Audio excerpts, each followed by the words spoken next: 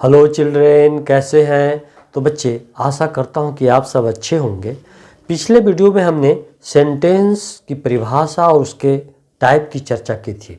अब हम प्रत्येक टाइप को विस्तार पूर्वक बताने जा रहे हैं। तो आइए बच्चे, हम सीखते हैं।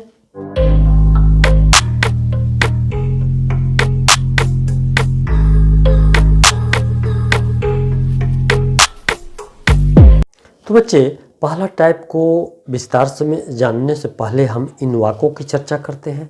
तो देखिए, ये क्या बता रहा है? Radha is going to market.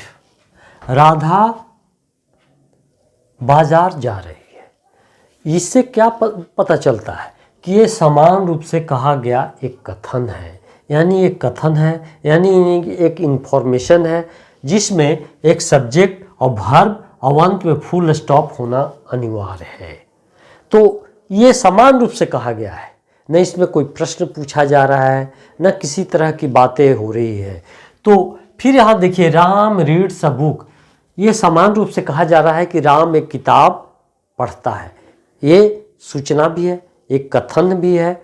और देखिए, इसमें सब्जेक्ट, वर्ब और अन्य वर्ड्स के रूप में बुक आया है।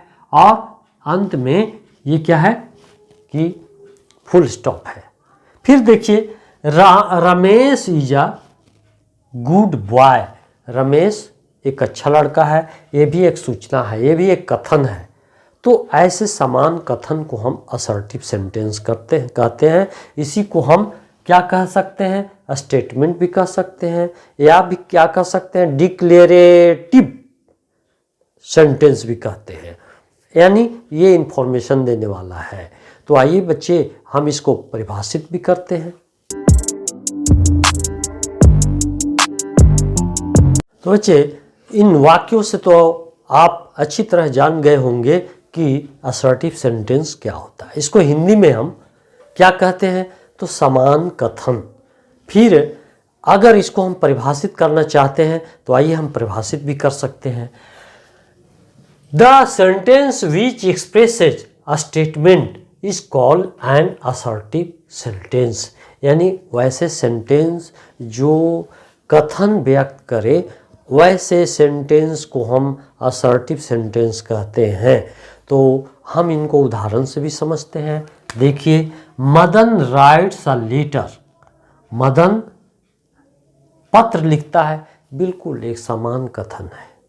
इसमें क्या है कि एक सब्जेक्ट है और वर्ब है, और वन वर्ड के बाद ये फुल स्टॉप दिया हुआ है। फिर देखिए, सीता इज जंपिंग।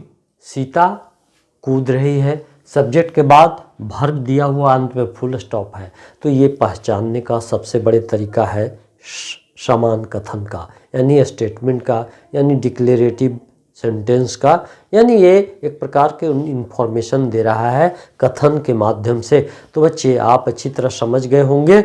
आप इसे नोट भी करें, और अगर कोई दिक्कत है तो पूछें भी, और नए हैं तो सब्सक्राइब करना न भूलें। धन्यवाद बच्चे।